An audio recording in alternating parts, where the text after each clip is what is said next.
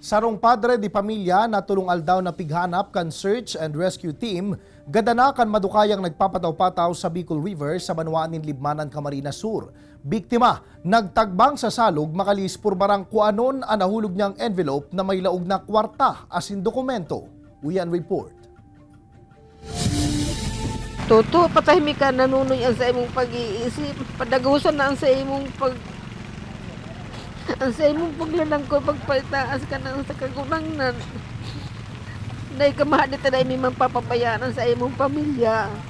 Gadanakan madukayan aldaw nin Sabado, ang sarong 40 anyos na padre di pamilya, mantang nagpapataw-pataw sa Bicol River na sakop kan barangay Malbugon, Libmanan, Camarines Sur. Inimakalisan haros tulong aldaw na paghahanap kan search and rescue team sa biktima na binistong si Jobeth Galletos kan barangay Malansad Viejo kanasambitan ng Banwaan. Sigun sa tiyahon kan biktima, Nobyembre 17 kan magpasiring si Galletos sa Banwaanin si Pokot kaibanan ng sa iyang agom asinduang aki, lunad kan sarong skates para mag-withdraw nin kwarta como payout sa programa kan gobyerno na 4Ps. Alagad mantang nasa katahawan na kan PNR Bridge sa Libmanan, papuli sa Indang Harong. Duman na subot na hulog sa salugan envelope kan biktima na may laog na mga dokumento asin kwartang maabot sa 19,000 pesos. Pagali pong si Pukot, makusugo na si Uran, rupit na si Mag-Irin na si sa iya pong envelope, pigsuksok sa araw kaning atop. Kung ano man po, tapag abot diyan sa tulay, nahulog.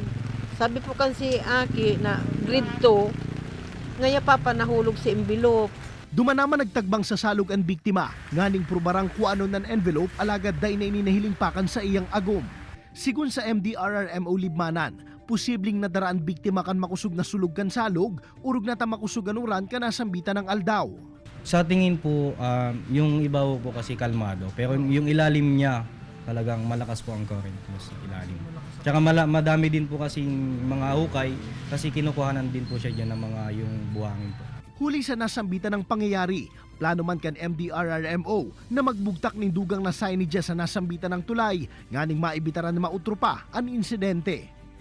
Kaibanan si Gerald Gandia, Jesse Cruzat, Balitang Bicolania.